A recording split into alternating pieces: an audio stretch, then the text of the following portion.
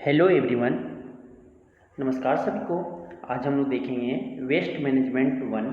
ये आपके geography class 10 ICSE board के लिए हैं।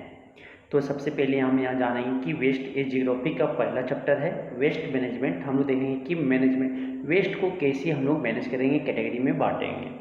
ठीक है, तो चलिए बिना लेट किए हुए मैं आज स्टार्ट कर रहा हूँ। आपको वेस्ट मैनेजमेंट 1 ज्योग्राफी का लेकर लेक्चर आ रहा हूँ। अगर ये आपको बस शॉर्टकट में बताने जा रहा हूँ कि आप तुरंत क्विक रिवीजन कैसे करोगे। ठीक है, तो सबसे पहले हम यहाँ जानेंगे वेस्ट क्या होते हैं, इसके बारे में हम जानने जा रहे हैं। तो वेस्ट क्या होते हैं,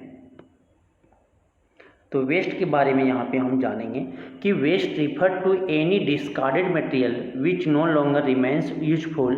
कि वेस्ट मटेरियल हम किसको रिफर करते हैं कि वैसा डिस्कार्डेड मटेरियल जिसका यूजफुल आपके लॉन्गर या लंबे समय तक आपको कोई आगे कोई यूज नहीं है, तो हम उसे क्या बोल देते हैं, वेस्ट मटेरियल बोल देते हैं, वेस्ट बोल देते हैं।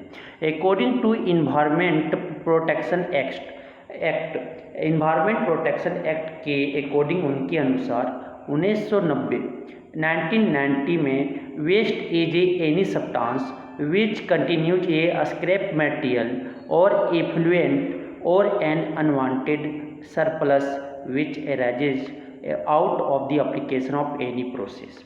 कि आपकी इन्वायरमेंट प्रोटेक्शन एक्ट 1990 या 1990 के अकॉर्डिंग, उनके अनुसार वेस्ट कोई सब्सटेंस है जो स्क्रैप मटेरियल को कंस्टिट्यूट करता है या इफ्लुएंट करता है या अनवांटेड सरप्लस है जो एराइजन क्या एनी प्रोसेस के एप्लीकेशन के द्वारा वो एराइजन बाहर आया है, तो उसे हम क्या कर देते हैं, वेस्ट कर देते हैं। वेस्ट आपके 3 तरह के होते हैं। There are 3 types of waste: solid waste, liquid waste and gaseous waste. आपके वेस्ट कितने तरह के होते हैं, 3 तरह के होते हैं। तो solid waste, liquid waste. Solid waste किसे बोलते हैं, इट इंक्लूड गार्बेज, जो आपके गार्बेज होते हैं, फूड लेफ्ट ओवर, जो आपके खाना बच जाते हैं, डिकेइंग फ्रूट्स, जो आपके फ्रूट्स सड़ने लगते हैं, या वेजिटेबल्स, कैंस, आप जो कोको कोला ड्रिंक, आप सॉफ्ट ड्रिंक पीते हो या हार्ड ड्रिंक, या बोतल्स, असेज, ये सब क्या हो गए, आपके राख वगैरह, ये आपके सॉलिड वेस्ट हो गए। अब आते हैं liquid waste. Liquid waste it refers to sewage discharge from houses, hospital, restaurant, offices and factories. Oil spill is also a liquid waste. आपके जो ऑयल स्पिल इज जो है वो भी क्या है, आपका लिक्विड वेस्ट है। ये आपका क्या है, लिक्विड वेस्ट है। कि आपकी जो सीवेज बोले तो आपकी जो आपके मेंस या ह्यूमन बीइंग के जो आपकी लैट्रिन बोल सकते हैं, फेसियस एंड यूरिन, वो आपका जो डिस्चार्जेज हो रहा है फ्रॉम हाउस से, घर से, हॉस्पिटल से, रेस्टोरेंट से, या ऑफिस से, या फैक्ट्री से, ये आपके क्या हैं, लिक्विड वेस्ट हैं। और इसी तरह अगर ऑयल स्पिल जो आपके निकल रहे हैं आपके, वो भी क्या है, लिक्विड वेस्ट है। अब आता है तीसरा जो है gaseous waste. Gaseous waste it include fuel exhaust containing carbon dioxide, carbon monoxide, sulphur dioxide. Smoke is example of gaseous waste. आपके जो इसमें आपके इंक्लूड है आपके गैसियस वेस्ट में, वो आपके क्या क्या हो सकते हैं, फ्यूल एग्जॉस्ट, जो आपके वहाँ से फ्यूल, जो आप गाड़ी के पेट्रोल में इंजन डाल रहे हो और वहाँ से जो आपके प्रोडक्ट मिल रहे हैं, जब कार्बन डाइऑक्साइड हो गया, आपके मोनोऑक्साइड हो गए, सल्फर डाइऑक्साइड हो गए, स्मोक जो आपके धुआं निकल रहे हैं, ये सब क्या है, आपका गैसियस वेस्ट है। अब आगे आता है क्या, waste can also be classified into toxic and non toxic wastage. Difference between them are, कि आपके अब जो वेस्ट को फिर आपके कितने तरह से बांटा गया है, 2 तरह से बांटा गया है। आपके टॉक्सिक वेस्ट और दूसरा क्या है, non toxic waste. Toxic waste मतलब जो जहरीला वेस्ट हो, और आपके नॉन टॉक्सिक मतलब जो जहरीला, मतलब कि जो आपके जहरीला नुकसान ना करे। तो यहाँ पे आपके टॉक्सिक वेस्ट में हो सकते हैं क्या, these are dangerous waste which can pose grave health hazards to humans and animals. कि एक ऐसा आपका वेस्ट है जो डेंजरस वेस्ट है, जो आपके ह्यूमन बीइंग या एनिमल्स में क्या, उसे डेंजर, उसकी हेल्थ पे क्या कर सकता है, प्रभाव कर सकता है, डेंजर ला सकता है, ठीक है, खतरनाक हो सकता है, तो उसे हम क्या कर देते हैं, टॉक्सिक वेस्ट कर देते हैं। नॉन टॉक्सिक वेस्ट किसको बोलेंगे, this waste does not cause या do not cause any serious health hazards to humans and animals. तो आपकी नॉन टॉक्सिक वेस्ट क्या होते हैं कि वैसा वेस्ट है जो आपके ह्यूमन ही बोले या एनिमल्स का कोई खतरनाक उसे हेल्थ पे कोई प्रभाव नहीं पड़ता, उसको नुकसान नहीं पहुंचाता उसकी हेल्थ पे, तो उसे हम क्या बोल देते हैं, नॉन टॉक्सिक वेस्ट बोलते हैं। अब आता है दूसरा पॉइंट देखिएगा टॉक्सिक वेस्ट का। This wastage are produced as a result from industrial process, use of chemical fertiliser, ठीक है, biomedical waste generated from hospitals and nuclear activities. जो आपके ये वेस्ट टॉक्सिक वेस्ट जो हो जाएंगे वो केमिकल फर्टिलाइजर है, ठीक है, इंडस्ट्रियल प्रोसेस से जो आपका केमिकल फर्टिलाइजर बन रहा है, आपके चिमनी से जो आपके स्मोक निकल रहे हैं, वाटर आपके जो आपके क्या डट्टी वाटर जो आपके फैक्ट्री से निकल रहे हैं वो आपके क्या केमिकल फर्टिलाइजर, वहाँ पे फर्टिलाइजर है। बायोमेडिकल वेस्ट जो आपके हॉस्पिटल से आपके नेल वगैरह आपके जो केमिकल्स वगैरह निकल रहे हैं न्यूक्लियर एक्टिविटीज से, वो आपके जो हैं वो टॉक्सिक वेस्ट हैं।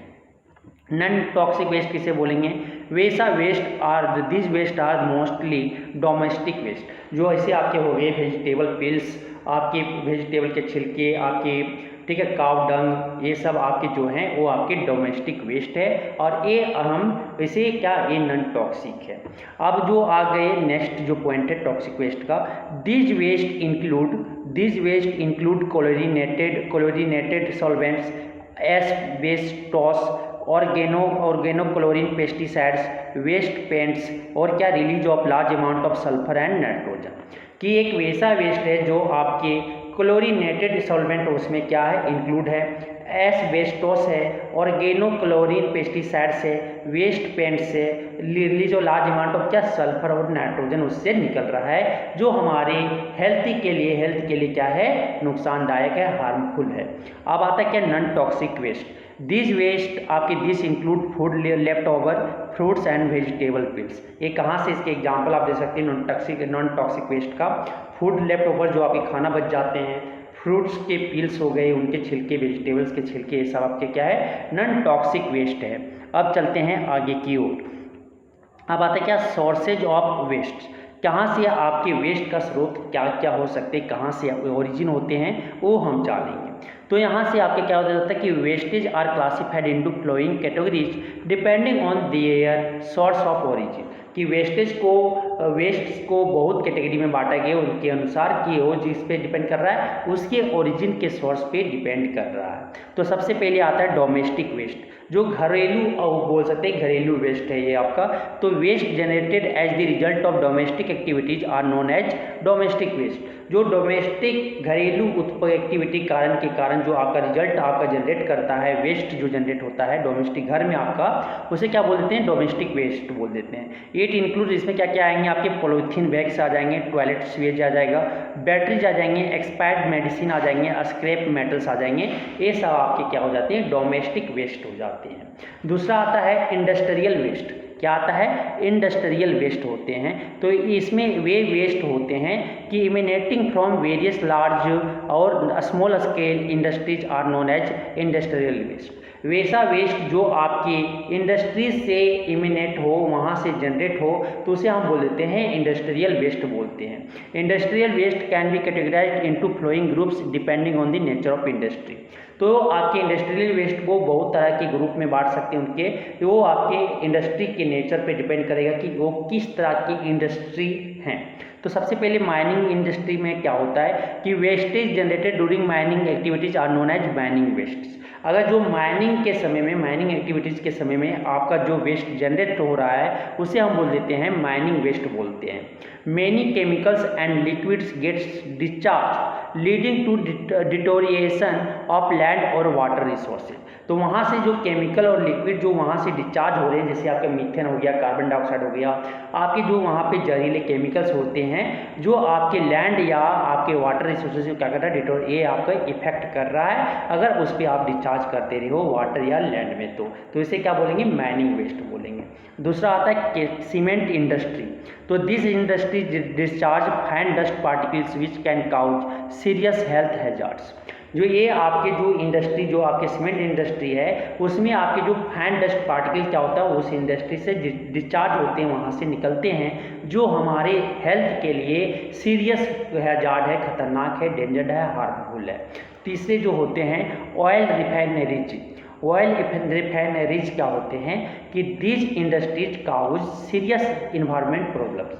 ऑयल रिफाइनरी जहाँ पे ऑयल का क्या हो, ऑयल का रिफाइन हो, वो उस इंडस्ट्री को हम क्या बोलते हैं, ऑयल रिफाइनरीज कहते हैं। और इस इंडस्ट्रीज में आपके इन्वायरमेंट प्रॉब्लम में सीरियस प्रॉब्लम होते हैं, इन्वायरमेंट सीरियस प्रॉब्लम होता है। ये आप क्या generate wastage such as organic sulphur compounds. और ये जो आपके जनरेट करते हैं ऐसा वेस्ट ऑर्गेनिक सल्फर कंपाउंड रहता है, हाइड्रोकार्बन रहता है और ऑर्गेनिक एसिड से वो क्या करते हैं, जनरेट करते हैं, जो आपकी इन्वायरमेंट प्रॉब्लम को क्या सीरियसली वो प्रॉब्लम करता है। अब आता है कंस्ट्रक्शन साइट। तीसरा जो नेक्स्ट आता है क्या आता है, कंस्ट्रक्शन साइट्स आते हैं। The waste include bricks, plastics, pipes, roofing, insulating material. ये सब क्या है कंस्ट्रक्शन साइट्स में, ये सब वेस्ट जो आपके हो गए हैं कंस्ट्रक्शन साइट्स में। ब्रिक्स का हो गया वेस्ट, प्लास्टिक वेस्ट हो गया, पाइप वेस्ट हो गया, रूफिंग वेस्ट हो गया, इंसुलेटिंग मटेरियल वेस्ट हो गया, ये सब आपके क्या हो जाएंगे, कंस्ट्रक्शन साइट वेस्ट हो जाएंगे। नेक्स्ट आता है paper industry waste. The effluent of the industry includes sulfur dioxide, chlorine, which can endanger the lives of aquatic organisms। तो आपकी जो इफ्लुएंट आपकी जो इंडस्ट्री से निकल रहे हैं, जैसे सल्फर डाइऑक्साइड हो गया, क्लोरीन हो गए, ये सब आपके क्या कर रहे हैं, इन डेंजर है क्या, एक्वाटिक ऑर्गेनिज्म के लिए, जो आपके पानी वाले जीव हैं उसके लिए वो क्या इन डेंजर, वो क्या है खतरनाक है, उसके लिए हार्मफुल है। ठीक है। नेक्स्ट आता है textile industry. It waste include effluent resulting from boiling and processing of fibres. तो टेक्सटाइल इंडस्ट्री में क्या फाइबर्स को प्रोसेस करके उसको बॉइलिंग से उसका प्रोसेस करना, जो आपकी वहाँ से जो रिजल्ट निकल रहा है वो उस वेस्ट को क्या बोलेंगे, टेक्सटाइल इंडस्ट्री वेस्ट बोलेंगे। नेक्स्ट क्या आता है, केमिकल इंडस्ट्री वेस्ट। नेक्स्ट क्या आते हैं, केमिकल इंडस्ट्री वेस्ट आते हैं। तो इस वेस्ट में this industry include manufacturing industries and fertiliser and pesticide industries. आप ये जो केमिकल इंडस्ट्रीज में जो आते हैं, इसमें आपके मैन्युफैक्चरिंग इंडस्ट्रीज आ सकते हैं, फर्टिलाइजर इंडस्ट्री जा सकते हैं और पेस्टिसाइड इंडस्ट्री जाते हैं, जो क्या करेंगे, उसके रिजल्ट में जो वेस्ट निकलेगा वो केमिकल के फॉर्म में आपके आउट होंगे। अब आता है क्या, मेटल इंडस्ट्रीज। मेटल इंडस्ट्रीज में आपके जो होते हैं, this includes produce waste containing copper, lead acid, chromium and zinc which can affect the life of aquatic animals. Metal industries में क्या होते हैं कि वहाँ से इस इंडस्ट्रीज जो वेस्ट आपका कंटेंट क्या रहता है, वो कॉपर का कुछ प्रोडक्ट रहते हैं, लीड का रहता है, एसिड रहता है, क्रोमियम रहता है, जिंक रहता है, जो एक्वेटिक एनिमल्स की लाइफ को क्या करता है, इफेक्ट उस पर प्रभाव करता है, उसको नुकसान पहुँचाता है, हार्म करता है। तो उस तरह की इंडस्ट्री में वेस्ट क्या बोलेंगे, मेटल इंडस्ट्री वेस्ट बोलेंगे। अब आता है क्या, अब आता है मेरा, ये आता है एग्रीकल्चर वेस्ट। आप क्या आते हैं, एग्रीकल्चर वेस्ट आते हैं। क्या आते हैं, agriculture waste. The following table shows the nature of agriculture waste. जो आपके ये फ्लोइंग टेबल जो दिखाया गया वो उसमें क्या आपके एग्रीकल्चर वेस्ट का वो आपकी चार्ट दिखाए गए हैं। तो क्लासिफिकेशन ऑफ वेस्ट इधर एग्जाम्पल है, प्लांट रिमेन्स और क्रॉप रिसीड्यूज, कि अगर प्लांट रिमेन्स, प्लांट बच गया तो उसका भी वेस्ट होगा, क्रॉप रिसीड्यू अगर बच गया, क्रॉप ठीक है फसल काट लिया वहीं पे उसका प्लांट जो नीचे पार्ट है वो छोड़ दिए तो ये क्या क्रॉप रेसिड्यू है। तो field residues waste left in agriculture field after harvesting straw of barley and wheat and sorghum and राई।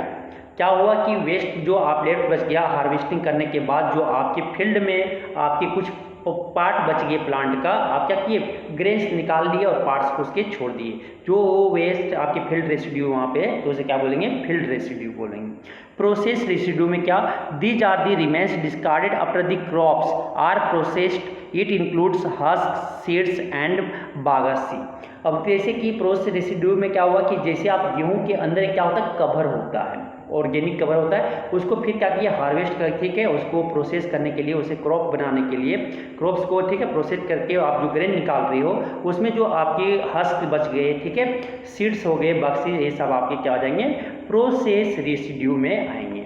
नेक्स्ट आता है एनिमल वेस्ट। एनिमल वेस्ट इसमें आपके आते हैं सलरी आपके हो गए और पोल्ट्री लिटर्स हो गए, जो पोल्ट्री का वेस्ट आप पोल्ट्री फार्म करते हैं और उसमें जो आपके वेस्ट होते हैं उसे बोलते हैं। अब आता है processing waste produced by agro waste industries. जो वेस्ट आपकी एग्रोकल्चर वेस्ट इंडस्ट्री से जो आपके वेस्ट प्रोड्यूस हो उसे हम बोलते हैं प्रोसेसिंग वेस्ट बोलते हैं। It includes stocks and press mud, इसमें जो आपके इंक्लूड है क्या क्या इंक्लूड है, स्टॉक्स और प्रेस मड है।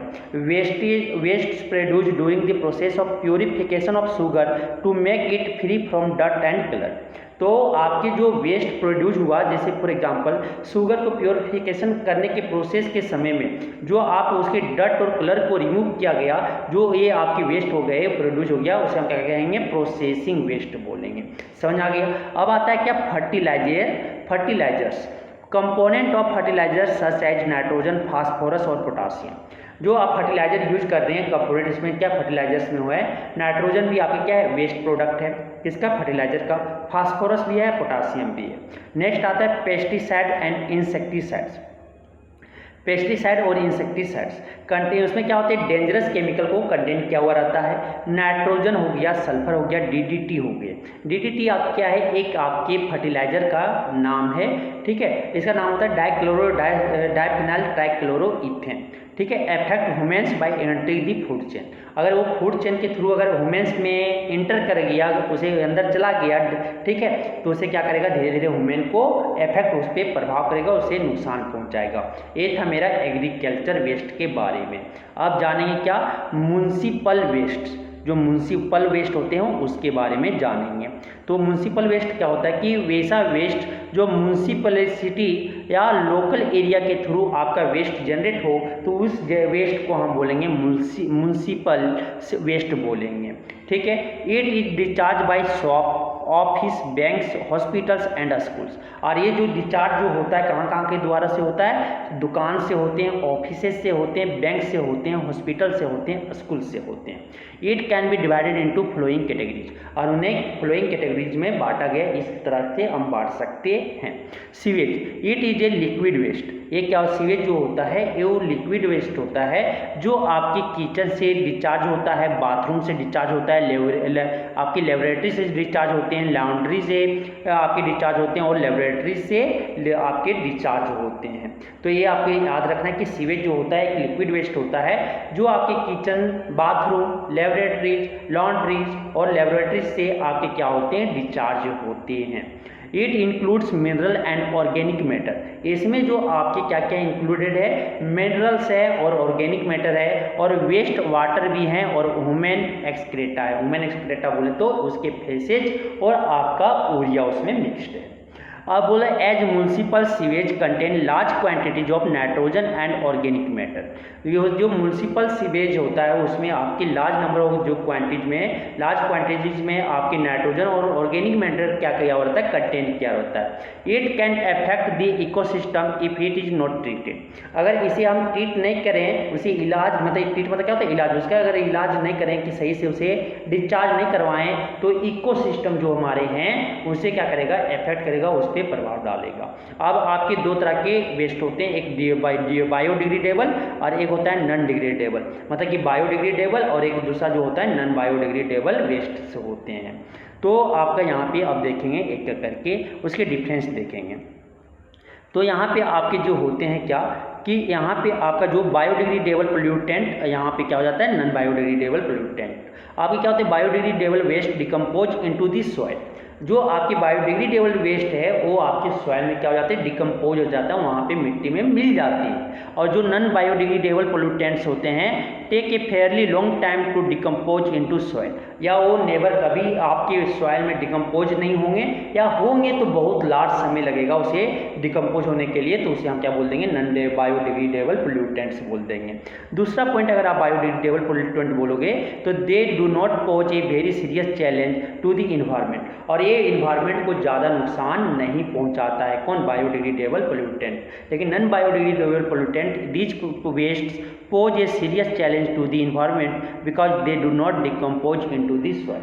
और ये आपके इन्वायरमेंट को ज़्यादा सीरियस इफेक्ट करेगा, सीरियसली आपके चैलेंज लाएगा क्यों वेस्ट में, क्योंकि ये आपके सॉइल में डिकम्पोज नहीं होते हैं। आपकी बायोडिग्रेडेबल पोल्यूटेंट का वेस्ट का एग्जाम्पल बोल सकते हो पेपर, एग सेल, ठीक है, ये सब आपके जो हैं बायो, आप वेजिटेबल पिल्स, ये सब आपके हो गए हैं बायोडिग्रेडेबल पोल्यूटेंट्स हो गए। आपके बोल सकते हैं नॉन बायोडिग्रेडेबल पोल्यूटेंट में मेटल कैंस और आपके प्लास्टिक प्रोडक्ट्स, ये आपके मेटल कैंस और प्लास्टिक प्रोडक्ट्स जो हैं वो आपके नॉन बायोडिग्रेडेबल पोल्यूटेंट हैं। समझ आ गया, ये आपको समझ में आई होगी बायोडिग्रेडेबल पोल्यूटेंट और नॉन बायोडिग्रेडेबल पोल्यूटेंट। अब आते हैं biodegradable pollutant waste can be further classified into simple biodegradable waste and complex biodegradable waste. अब बायोडिग्रेडेबल वेस्ट को दो तरह में बांटा गया है, फर्दर उसे डिवाइड किया गया है दो पार्ट में, एक सिंपल बायोडिग्रेडेबल वेस्ट और दूसरा कॉम्प्लेक्स बायोडिग्रेडेबल वेस्ट। तो while biodegradable waste can be easily broken down by natural process, आपके जो बायोडिग्रेडेबल वेस्ट, वैसा बायोडिग्रेडेबल वेस्ट जो इजीली आपके नेचुरल प्रोसेस के द्वारा ब्रेक डाउन कर जाए तो वो आपकी मिट्टी में मिल जाए, सॉइल में मिल जाए, तो उसे हम क्या बोलते हैं, सिंपल बायोडिग्रेडेबल वेस्ट बोलते हैं।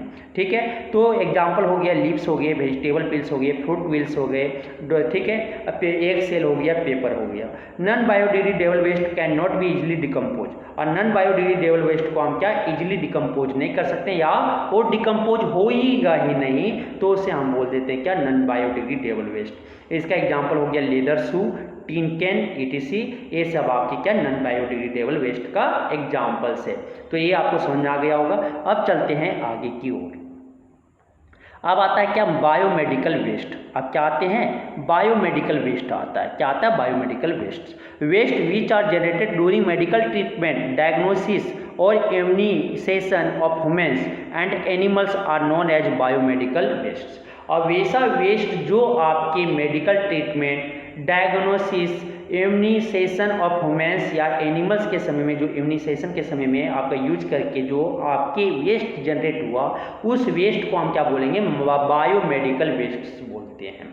It also includes waste generated during research and experiment conducted in laboratories। और ये वेस्ट आपका तब भी जनरेट कर सकता है जब वो रिसर्च के फील्ड में साइंटिस्ट वगैरह यूज करते हैं या लेबोरेटरी में एक्सपेरिमेंट करते हैं, तो उस कंडक्ट करके वो ये वेस्ट को क्या प्रोड्यूस करते हैं। दिस वेस्ट इंक्लूड्स, ये वेस्ट में जो इंक्लूड है क्या है, नीडल्स है, सिरिंज है, टिश्यूज है, पार्ट्स ऑफ द बॉडी है, केमिकल्स है जो आपके पैथोलॉजिकल टेस्ट या पॉलीथीन बैग्स का यूज किया जा रहा है। ठीक है, हैंड ग्लव्स जो आपके आती है मेडिकल का, वो भी आपका क्या है, बायोमेडिकल वेस्ट है। अब आते हैं क्या, न्यूक्लियर वेस्ट। तो वैसा वेस्ट जो आपके न्यूक्लियर रिएक्टर से आपका जनरेट हो न्यूक्लियर पावर प्लांट में, तो उस वेस्ट को हम क्या बोल देंगे, न्यूक्लियर वेस्ट बोलेंगे। तो radioactive waste which are generated from nuclear reactor, nuclear power plants is called nuclear waste. Trident submarines, x ray machines are known as nuclear waste. वैसा रेडियो एक्टिव वेस्ट जो आपके न्यूक्लियर रिएक्टर से generate हो, nuclear power plant से generate हो, trident सबमेरीन्स में आपके जो सबमेरीन होते हैं उससे जनरेट हो, या आपका एक्सरे मशीन से जनरेट हो, तो उस वेस्ट को हम क्या बोल देंगे, न्यूक्लियर वेस्ट बोलेंगे। They are the most hazards, ये क्या है, ज़्यादा हैजर्ड्स है, ज़्यादा खतरनाक है, of all as they emit radiation which can cause several disease, cancer, genetic disorder. और ये जो आपके इतने हजार से इतने खतरनाक है कि आपकी इस रेडिएशन से, इमिट होने वाले रेडिएशन से सेवरल डिजीज हो सकते हैं, जैसे कैंसर, आपका जेनेटिक डिसऑर्डर हो सकता है, कोई बोना हो जा रहा है, किसी का आंख नहीं आ रहा है, किसी का कान नहीं आते हैं, ये सब आपके जेनेटिक डिसऑर्डर हो जाते हैं। तो ये न्यूक्लियर वेस्ट सबसे ज़्यादा खतरनाक है। Medical x ray constitute about 18% of artificial radiation used in radiotherapy for diagnostic purpose. Diagnostic purpose के लिए जो रेडियोथेरेपी आपका यूज किया जा रहा है, उसमें 18% जो है आर्टिफिशियल रेडिएशन को कंस्टिट्यूट कर रहा है मेडिकल एक्सरे में। तो सोचिए कि कितना आपका खतरनाक है, कितना खतरनाक है वो आप सोच सकते हैं। ठीक है, अब आता है need for management of waste. आप क्या देखेंगे कि आप जो वेस्ट का मैनेजमेंट करने के लिए ज़रूरी क्यों है, तो ये अब हम लोग देखेंगे। तो it is important to dispose waste safely and scientifically. This is because waste can result in a spread of many disease. अगर इसलिए वेस्ट को मैनेज इसलिए करना जरूरी है क्योंकि उससे क्या उसके रिजल्ट से जो आपके मेनी डिजीज स्प्रेड हो सकते हैं, बहुत सारी बीमारी आपका क्या हो सकता है स्प्रेड हो सकता है, इसलिए हमें इसे मैनेज करना बहुत जरूरी है। और वेस्ट ऑन लैंड्स, अब क्या देखेंगे लैंड में वेस्ट का यूज कैसे कर रहे हैं, ठीक है पेयर। तो there are danger of spreading many diseases when waste get accumulated on land और वाटर बॉडीज। आपके ये डेंजर जब अगर मेनी डिजीजेज जब ये अगर आपके डेंजर हो जाएगी जब वो कहाँ लैंड या वाटर बॉडीज पे एक्यूमुलेट जमा हो जाता है वेस्ट, ये वेस्ट, तो आपके वहाँ से बहुत सारे डिजीजेज आपका स्प्रेड होगा जिसका क्या है डेंजर खतरनाक है।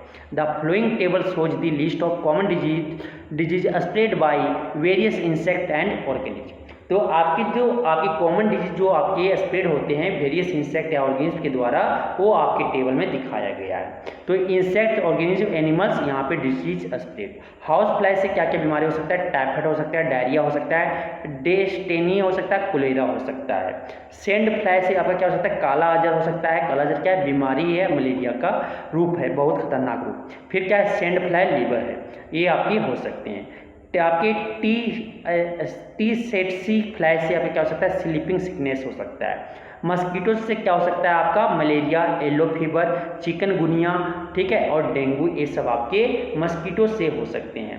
रोडेंट से आपके क्या हो सकता है प्लेग हो सकता है और सैल्मोन एलियोसिस आपकी बीमारी हो सकते हैं। डॉग से आपके रेबीज और आपके हाइड्रेटेड डिजीज हो सकते हैं, ठीक है। अब आता है waste in water. Waste in water क्या होता है भाई कि वेस्ट इन वाटर क्या होता है कि इंडस्ट्रियलाइजेशन और urbanisation pollute water in the following ways. आपकी जो इंडस्ट्री का करण करना या आपके शहर बसाना ये आप क्या कर रहे हैं वाटर को पोल्यूट कर रहे हैं। सीवेज एज पैथोजेनिक एजेंट, जो सीवेज है आपके जो आपके किचन बाथरूम से जो वेस्ट निकल रहे हैं लिक्विड के फॉर्म में उसे क्या कहते हैं सीवेज कहते हैं। ये आपका क्या है पैथोजेनिक एजेंट है। A pathogen is a microorganism which can cause disease. और पैथोजेन क्या है आपका माइक्रो ऑर्गेनिज्म है जो आपका क्या डिजीज काउज करता है। अब आगे क्या आता है दूसरा पॉइंट जो है in effluent discharge by water include metal salts and complex organic chemicals. जो आपके इफ्लुएंट्स है वहाँ से वाटर्स के द्वारा के द्वारा जो डिस्चार्ज हो रहा है इफ्लुएंट, इसमें आपके मेटल सॉल्ट हैं, मेटल के क्या हैं कुछ प्रोडक्ट हैं, कम्प्लेक्स ऑर्गेनिक केमिकल्स हैं उसमें वाटर, ठीक है। तीसरा जो है fertilisers and pesticides can pollute water resources. आपकी जो फर्टिलाइजर्स है पेस्टिसाइड्स है ये आपकी क्या वाटर रिसोर्सेज को क्या कर रहा है पोल्यूट कर रहा है, उसे हार्म कर रहा है, उसे गंदगी फैला रहा है। अब क्या है radioactive substances can affect radio reproductive organs in human and can cause several disease cancer genetic disorder. आपके रेडियो एक्टिव सब्सटेंसेस के द्वारा जो आपके रिप्रोडक्टिव ऑर्गन पे क्या करेगा इफेक्ट करेगा और उसके द्वारा जो ह्यूमन में वो सेवरल डिजीजेस वहाँ से जनरेट होगा, जैसे कैंसर हो गया, जेनेटिक डिसऑर्डर हो गया। जेनेटिक डिसऑर्डर मतलब जीन में उसका डिसऑर्डर होने पे वो से कुछ प्रॉब्लम उसे बीमारी में आ सकता है, सीपी हो सकता है, बहुत सारी की बीमारी देख रहे होंगे बच्चे में। तो ये किसी कारण रेडियो एक्टिव सब्सटेंसेस के डिसऑर्डर के कारण आपके जो हो रहा है उसके इफेक्ट के कारण हो रहा है। अब आता है क्या ग्रीन हाउस इफेक्ट या ग्लोबल वार्मिंग। तो ग्रीन हाउस इफेक्ट क्या होता है the earth receive sun rays which keep it warm. तो अर्थ जो क्या कर रहा है सन रे को रिसीव कर रहा है और वो क्या उसे अर्थ को क्या कर रहा है गर्म रख रहा है, वार्म रख रहा है, ठीक है, हॉट रख रहा है। The earth does not absorb all the heat but emit A part of heat back into space. क्या है जो आपकी जो अर्थ रिसीव कर रहे हैं कुछ सनरेज वो क्या करता है सारा हीट को एब्जॉर्ब नहीं करता है, उस हीट को क्या कर देता है इमिट कर देता है स्पेस को अपने रीजन को, ठीक है। अब क्या होता है this helps in maintaining uniform temperature on the earth of the अर्थ, ठीक है, on the surface of the अर्थ कि जो ये आपके हेल्प क्या कर रहे हैं यूनिफॉर्म टेम्परेचर मतलब कि आपके टेम्परेचर को एक यूनिफॉर्म मेंटेन कर के रख रहा है अर्थ के सरफेस पर। ये समझ आ गया। Greenhouse is a building made of glass in which plants are grow. Greenhouse क्या है एक बिल्डिंग है जिसका ग्लास का बना हुआ जिसमें प्लांट्स क्या होते हैं ग्रो करते हैं जन्म लेते हैं।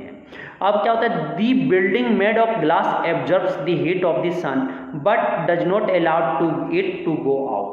क्या होता है कि जो बिल्डिंग आपकी ग्लास की जो बनाए होते हैं बिल्डिंग, उसमें क्या होता है हीट, सन की हीट तो एब्जॉर्ब कर लेते हैं, लेकिन हीट एब्जॉर्ब करने के बाद ग्लास की बिल्डिंग के द्वारा हीट एब्जॉर्ब करने के बाद सन का वो फिर वापस जाने नहीं देता है, उसी को हम क्या कहते हैं ग्रीन हाउस इफेक्ट कहते हैं।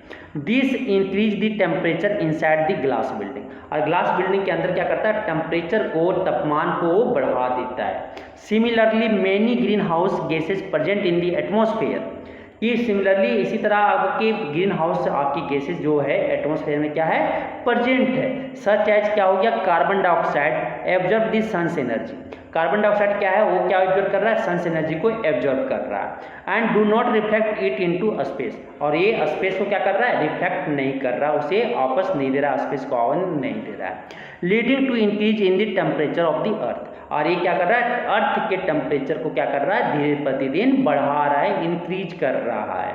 4 gases are mainly responsible for creating the greenhouse effect on the earth, earth पे पृथ्वी पर जो ग्रीन हाउस इफेक्ट जो क्रिएट हो रहा है उसका रिस्पॉन्सिबल 4 गैसेज हैं, 4 गैसेज है। कौन कौन? This gases are carbon dioxide, पहला कार्बन डाइऑक्साइड, दूसरा जो है मीथेन है, तीसरा जो नाइट्रोजन ऑक्साइड है, और जो चौथा आपके फोर्थ है वो क्लोरोफ्लोरोकार्बन से CFC, ये आपके रेफ्रिजरेटर और AC वगैरह से रिलीज हो रहा है। तो many human activities such as burning of fossil fuels, deforestation have resulted in global warming, और जो आप यूज कर रहे हो ना बर्निंग फॉसिल फ्यूल को ज़्यादा से ज़्यादा जला रही हो, और आप ग्लोबल वार्मिंग और आपकी डिफॉरेस्टेशन कर रहे हो, जंगल को ज़्यादा से ज़्यादा उजाड़ रहे हो और क्या शहर बसा रहे हो, तो वहाँ से क्या हो रहा है ग्लोबल वार्मिंग आपका रिजल्ट हो रहा है। ग्लोबल वार्मिंग में इसकी दिन प्रतिदिन आपके अर्थ के टेम्परेचर इंक्रीज कर रहा है, जिससे आपके इसका इफेक्ट क्या क्या हो सकता है। ग्लोबल वार्मिंग के इफेक्ट अब देखेंगे, क्या देखेंगे ग्लोबल वार्मिंग का इफेक्ट देखेंगे। तो ग्लोबल वार्मिंग का इफेक्ट देखेंगे तो the temperature of the earth is likely to increase by 2 degree Celsius to 5 degree Celsius in the next 100 years, और आने वाले नेक्स्ट 100 ईयर्स 100 साल में आपकी जो अर्थ का टेम्परेचर है वो 2 डिग्री सेल्सियस से 5 डिग्री सेल्सियस तक क्या हो जाएगा बढ़ जाएगा, और ये इतना बढ़ने से क्या हो जाएगा वो आपके इकोसिस्टम पे प्रभाव पड़ेगा, इन्वायरमेंट पे प्रभाव पड़ेगा, दिक्कत होगा, नुकसान होगा।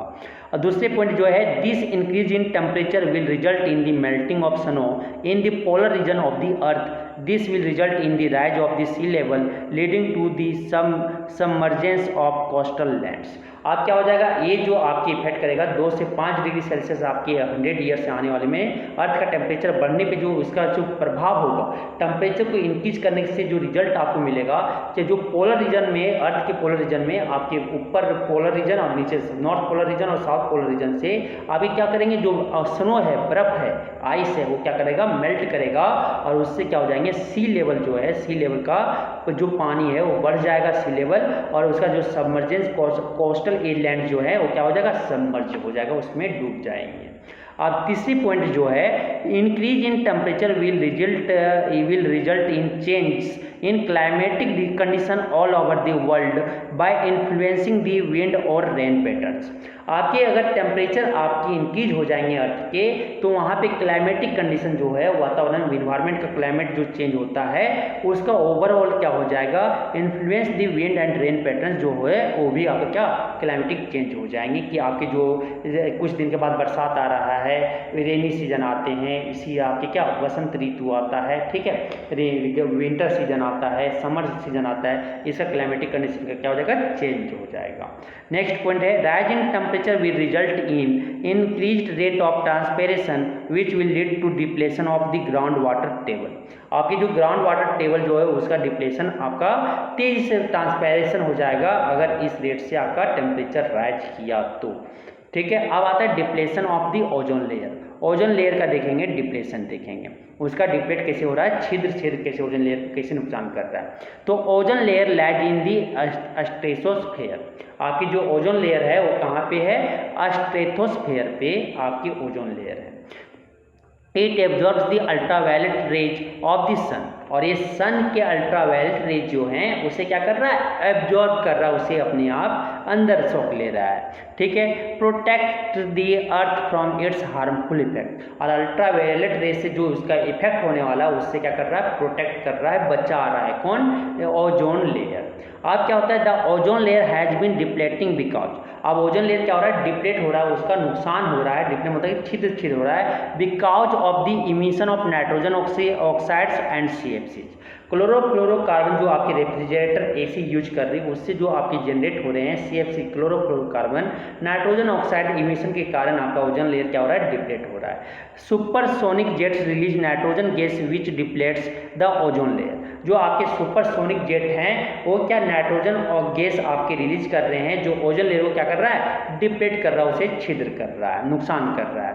CFCs are used in many countries today, और CFC क्लोरोफ्लोरोकार्बन्स का बहुत सारे देशों में क्या कर रहा है, आज के दिन में यूज करने लगे हैं। During the use of material such as paint, foam, thermal insulating material, CFCs escape into the atmosphere, और जो क्लोरोफ्लोरोकार्बन से सब मटेरियल में वो क्या हो रहा है, एटमॉस्फेयर में एस्केप हो जा रहा है, बाहर निकल जा रहा है, और ओजोन लेयर को क्या कर रहा है, हार्म कर रहा है, उसे डिप्लेट कर रहा है।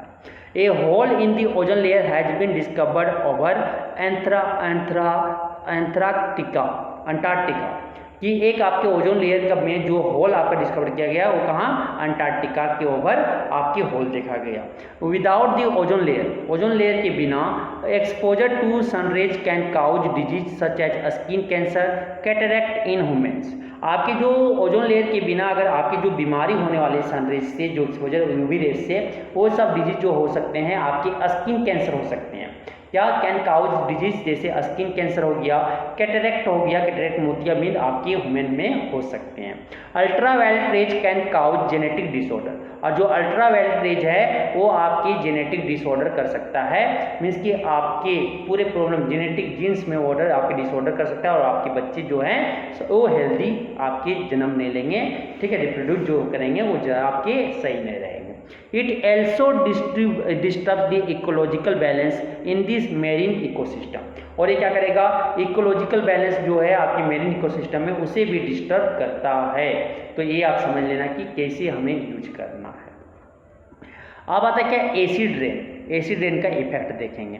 एसिड रेन जो है भाई देखो, एसिड रेन क्या है, pollutants present in the air such as sulfuric acid and nitrogen oxides released by burning of fossil fuels and industrial emissions combine with droplets of water in the air and come down as rain.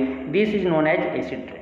कि pollutant जो आपके sulphuric acid और nitrogen oxide आपके air में present है, किसके जलाने के द्वारा, फॉसिल फ्यूल्स के जलाने के द्वारा, इंडस्ट्रियल इमिशन के द्वारा, वो क्या होती है, जो वाटर एयर में वाटर जो ड्रॉपलेट है उससे कंबाइन करके और जो हमें रेन के फॉर्म में मिलता है उसे क्या बोलते हैं, एसिड रेन कहते हैं। कि वाटर के जो ड्रॉपलेट है एयर में और आपके जो सल्फ्यूरिक एसिड या आपकी नाइट्रोजन ऑक्साइड जो है वो अगर कंबाइन करके वाटर के रेन के फॉर्म में मिले तो उसे हम क्या बोलते हैं, एसिड रेन बोलते हैं। अब देखते हैं इफेक्ट ऑफ एसिड रेन कि एसिड रेन का इफेक्ट्स क्या क्या हो सकता है। Affects the human nervous system by causing neurological diseases, आपके जो इफेक्ट जो है ह्यूमन नर्वस सिस्टम से में वो क्या आपके न्यूरोलॉजिकल डिजीजेज हो सकते हैं। इसके कारण जो न्यूरोलॉजिकल डिजीजेज हो सकते हैं किसके कारण, एसिड रेन के कारण।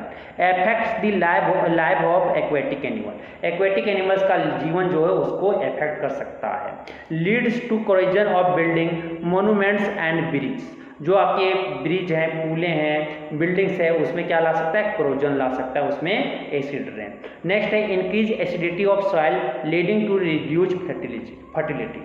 अब सॉइल में क्या एसिडिटी, सॉइल कैसा होता है, बेसिक नेचर का होता है, ठीक है, और अल्कलाइन नेचर का होता है, और उसमें क्या अगर एसिड रेन हो जाए तो सॉइल का एसिडिटी क्या हो जाएगा, एसिड बढ़ जाएगा और फर्टिलिटी जो है उसे सॉइल का क्या हो जाएगा, रिड्यूस हो जाएगा, घट जाएगा। अब आता है सॉइल पोल्यूशन, क्या आता है, सॉइल पोल्यूशन आता है। क्या था सॉइल पोल्यूशन, तो एसिड के rain can cause soil pollution. आपके एसिड रेन जो है वो सॉइल पोल्यूशन काउज कर सकता है। Soil pollution lead to reduction in mineralisation and decomposition.